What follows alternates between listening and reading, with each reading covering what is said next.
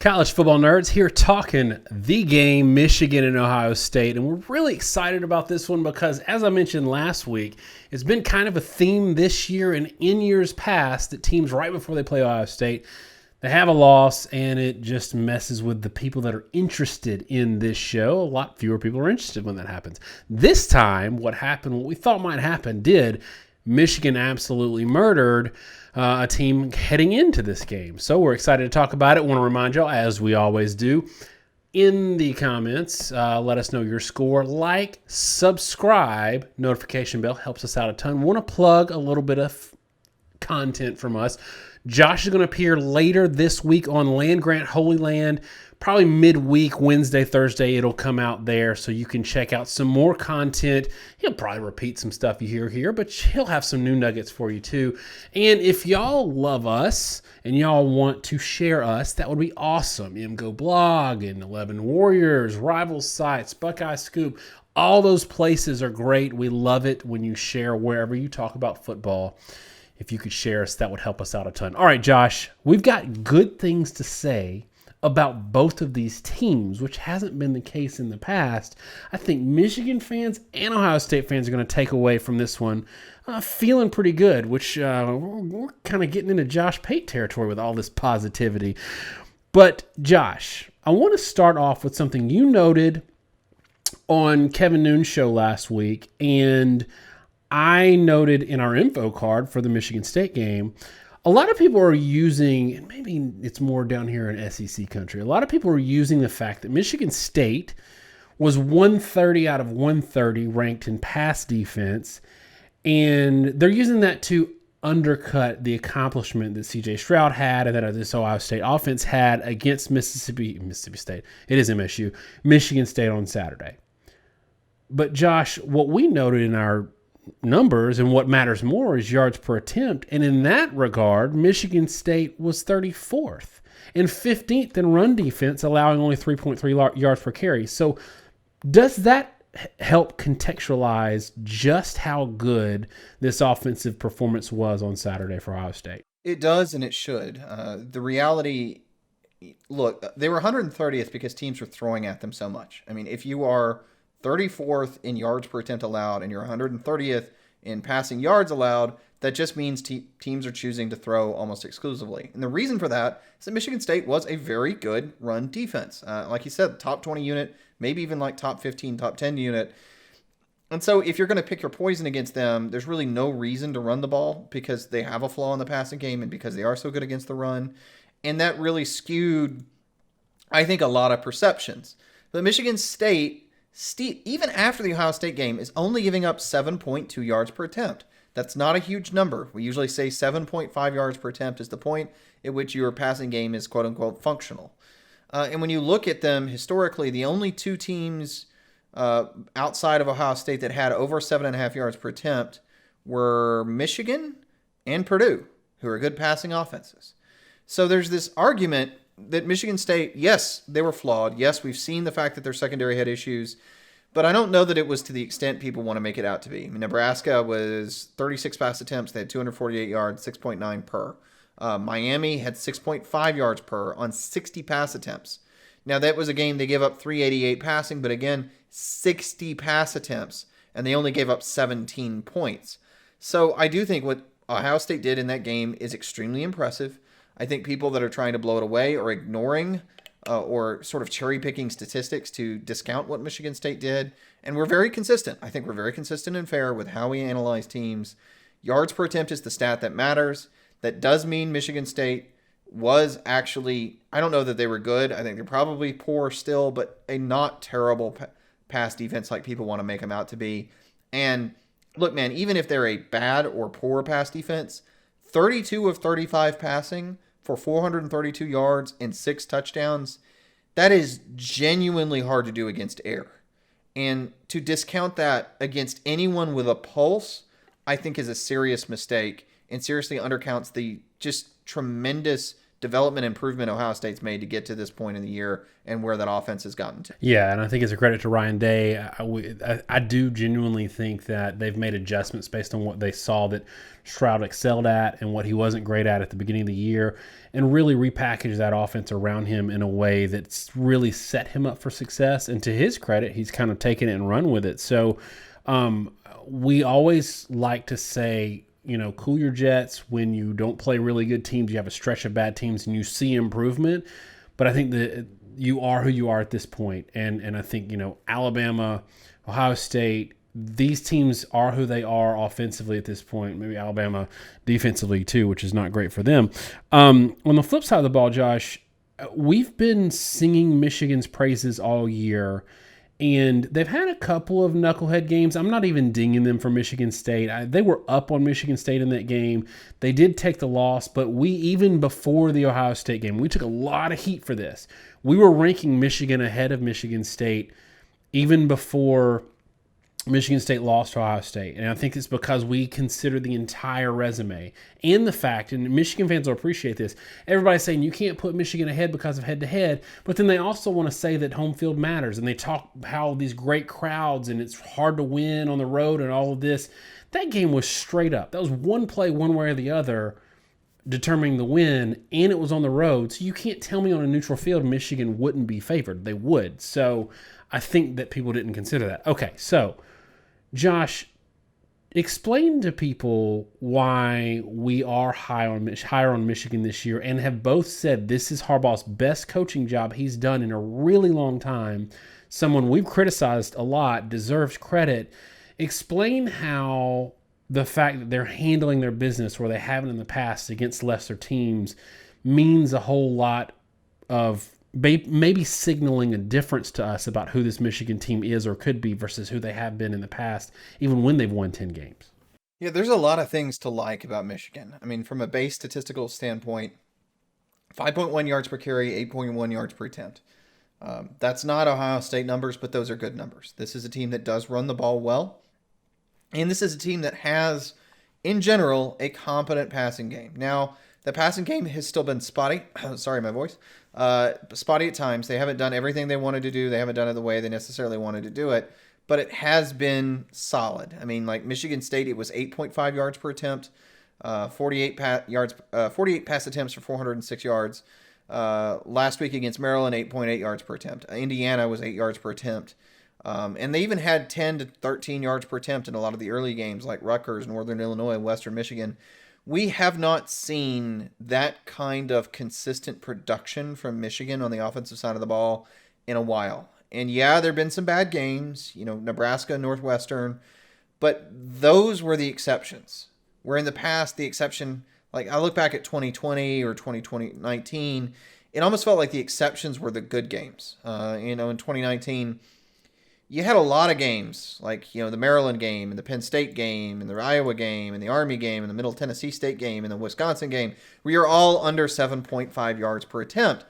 And so the fact that they've turned that around and they've been able to consistently put out that production, they don't have a game like you're playing someone like Army and can't move the ball through the air, says a lot. And then on the defensive side of the ball, and I don't know if we want to get into the model yet or not, but I'll give you a couple numbers from our model. Opponent percentages allowed, right? Opponent rushing averages allowed, or percentage of opponent passing averages allowed. Michigan is allowing teams to 82% of opponent passing averages and 91% of opponent rushing averages. Ohio State is allowing teams to 80% of opponent rushing averages, but 91% of opponent passing averages.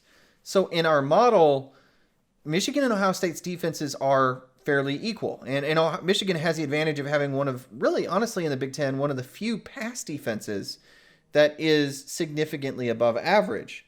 So, when you sort of put all that together, you end up with a Michigan team that is offensively not on Ohio State's level, but only a tick or two behind it. I would say maybe 2 ticks behind it, but still good. And then defensively, the defenses in our model are about evenly matched, but Michigan's advantage is in pass defense, whereas Ohio State's is in run defense. Those are both kind of strength-on-strength matchups for where both teams want to go, but that pass defense number is just really, really important. If you can keep a team like Ohio State that is averaging a clean 10 yards per attempt right now to a number that is for example, 8.17 yards per attempt it's projecting. Now, all of a sudden, Ohio State's pass offense isn't super explosive. They're good. They're competent. They're moving the ball. They're not super explosive.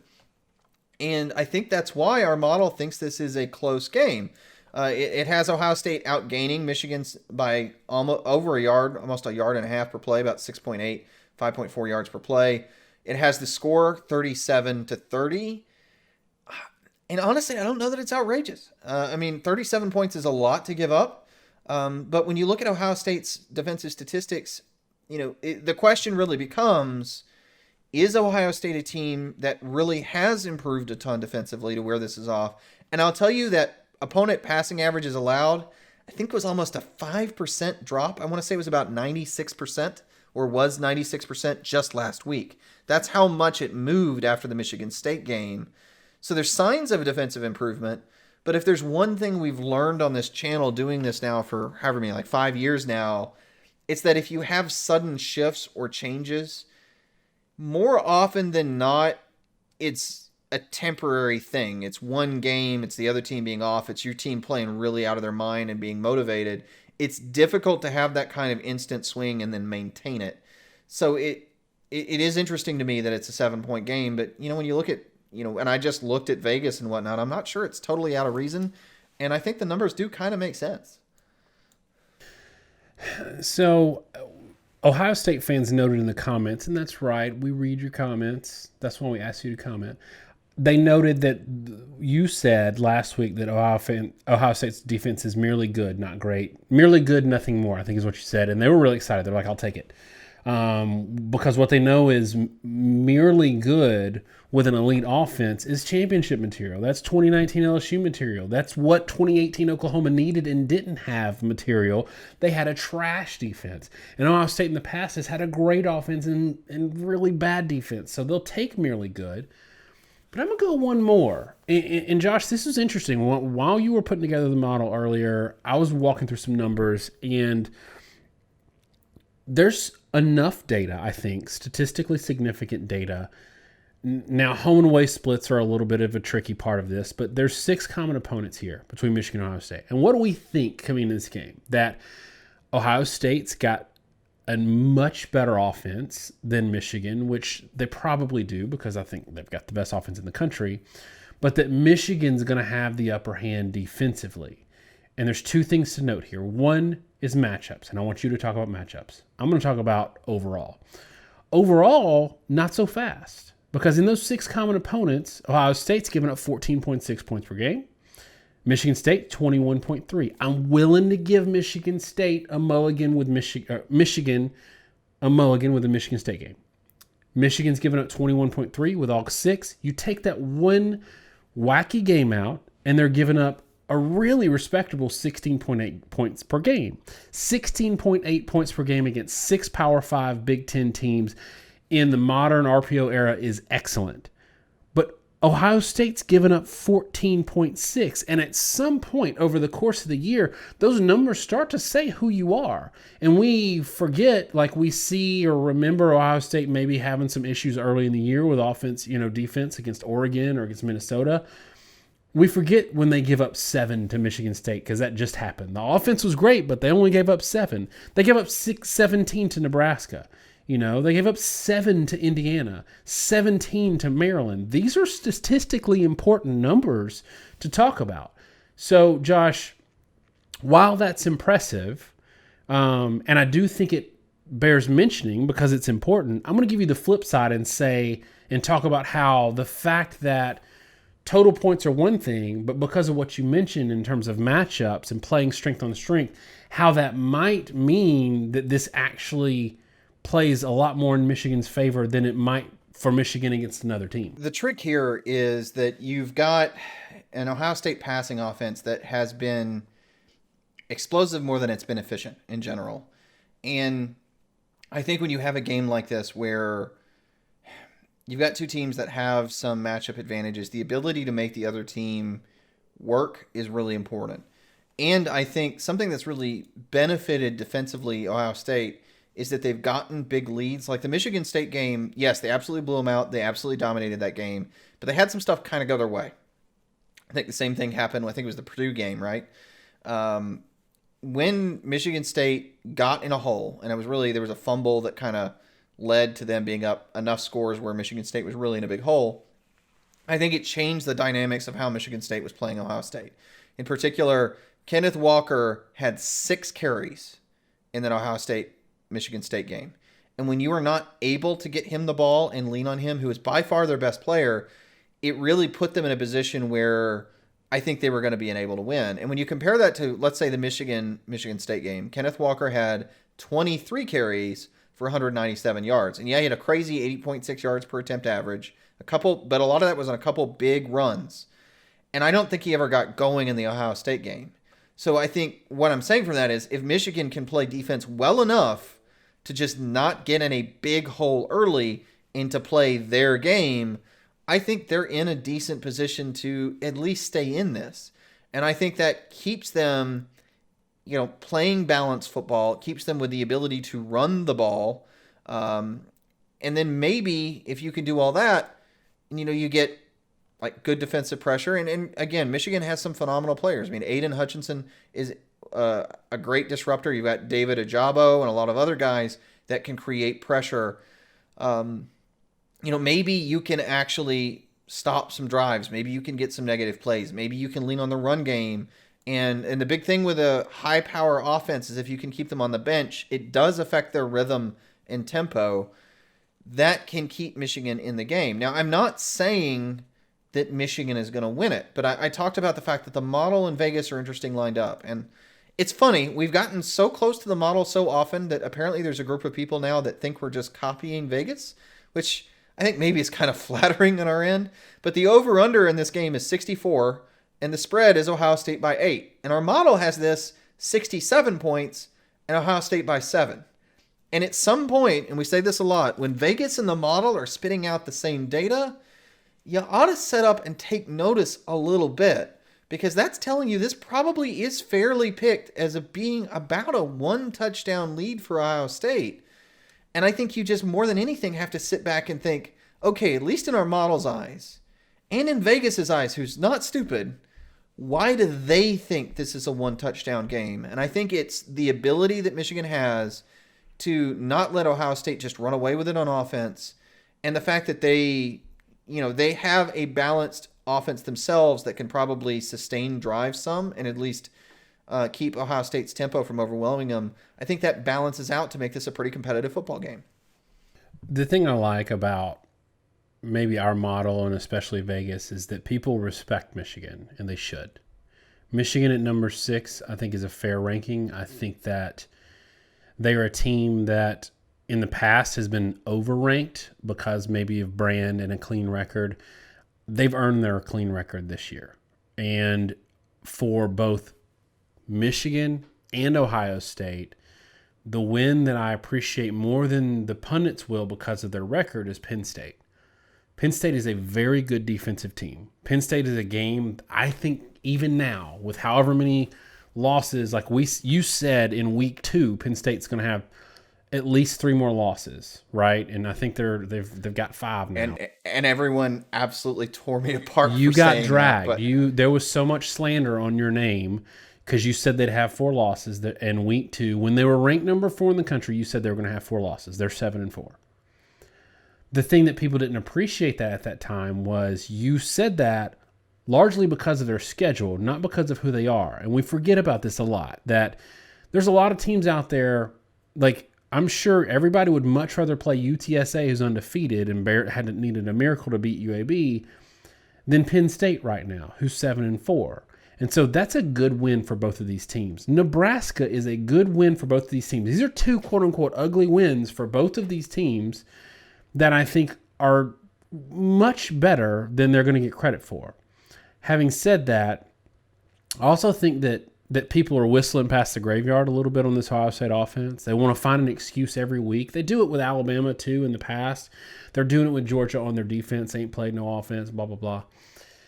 People see Ohio State, and they look at that Michigan State pass defense, and they say, man, they're terrible. Anybody would put up those numbers. And then they go back a couple of games and they look at Nebraska and Penn State. And, you had a defensive touchdown, so you scored in the 20s against Penn State. You scored in the 20s against Nebraska or somewhere near there. But the thing is, like you talked about, in terms of who the exceptions versus the rules, right now, those 20-somethings games were the exception, the vast exception to the Ohio State offensive rule this year, which tells me, and if you look at Penn State as a common opponent, Michigan maybe scored over their head versus production, and Ohio State scored way below what they should have relative to production. I think Ohio State's offense keeps rolling. Give me Ohio State 38, Michigan 24. It's interesting because I do think there's a lot of stuff to unpack here. And for example, you talk about the Nebraska game, and I agree with you. I think Nebraska was a quality win for both these teams. Michigan scored 32 against Nebraska. It was 32-29. Michigan statistically didn't have a great day passing, 6.7 yards per attempt, threw a pick. But Haskins got his. They didn't. Corum got his and more, 6.8 yards per attempt, 5.9 yards per carry, 3 touchdowns between them, over 200 yards. And Ohio State versus Nebraska just a few weeks ago, mind you, scored 26, not 32. Stroud was 7.5 yards per attempt. Henderson was 4.4 yards per carry. Ohio State did not have 100 yards rushing in that game. I'm not ready to pick Michigan to win the game, but I'm not sure Ohio State covers.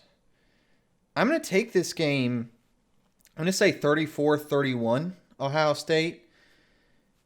On paper, this could be a close game. Now, I think if Ohio State gets up on Michigan early, and I know if this ends up being a blowout, people are going to say I'm crazy, stupid, the model's awful, etc.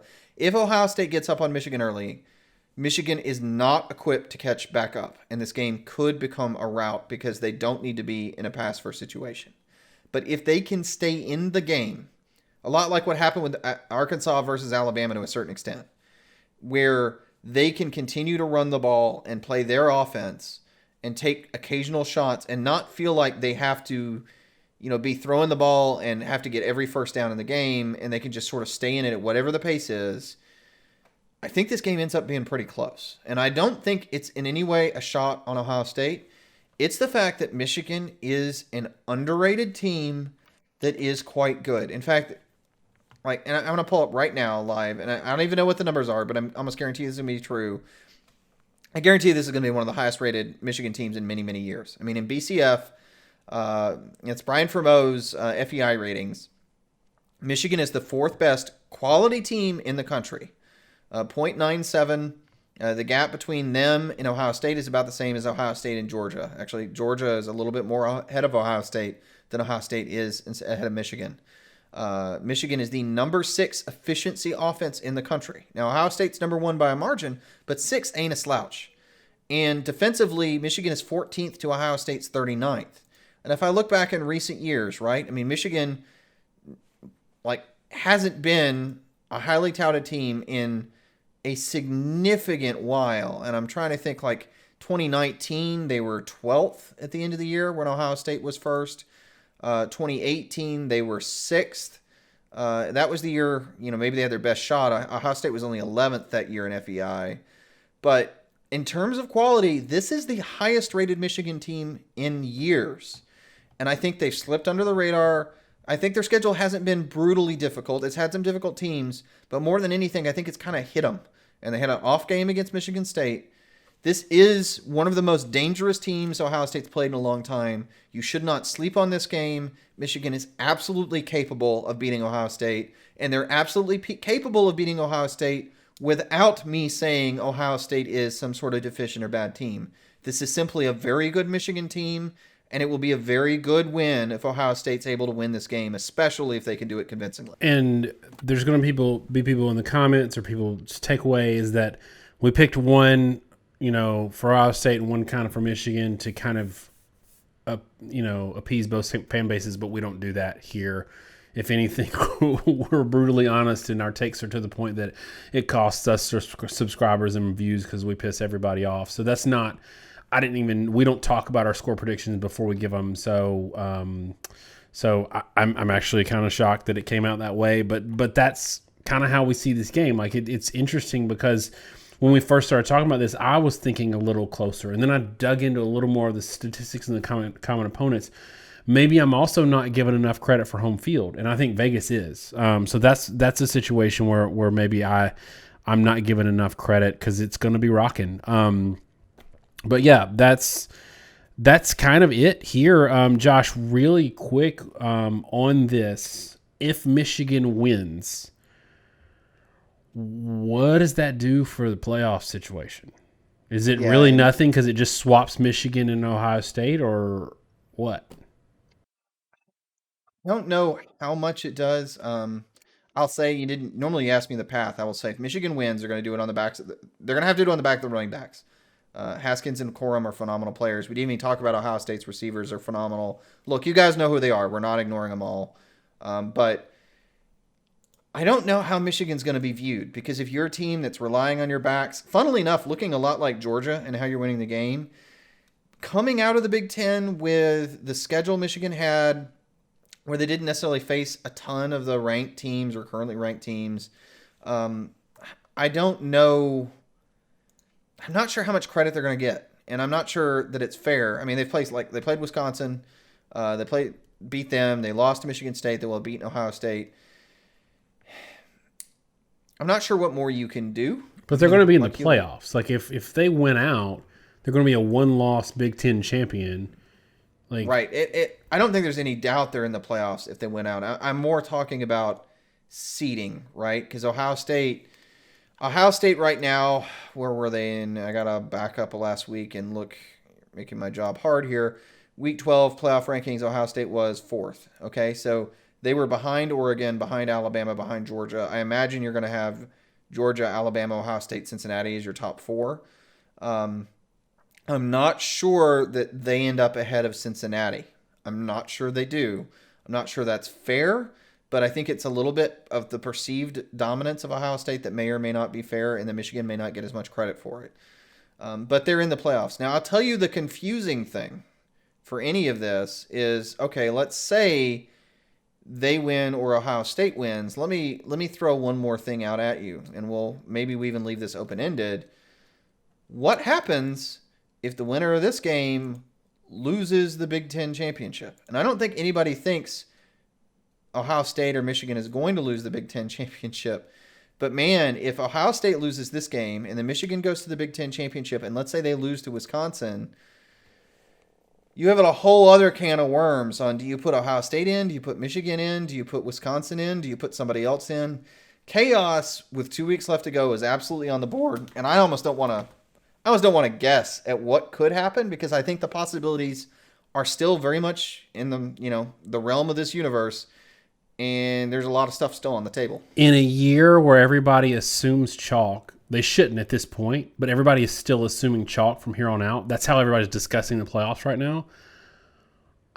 I'm starting to feel like we're going to have a 2-loss team in the playoffs. I just feel like this year that's going to happen. All right, y'all, a quick note from me, a personal note. I promised my wife I'd do this. Josh held the live show last night on his own. We lost a very beloved personal family dog named Teddy, and I know it's silly for some of y'all, but pets are a huge deal in our house and for a lot of y'all as well, and a lot of y'all can feel that. Teddy was an awesome dog. He loved the bigs in the house, the adults. He did not love any small children, which was kind of endearing in his own way. And it was a tough bout with doggy cancer, and we did get 4 or 5 months of great, happy time with him after he got that diagnosis. But y'all, love your pets, love them, hold them tight. Even if you're a cat person, love those too. We love you, Teddy. R.I.P. Thanks so much, y'all. Have a great week, and God bless.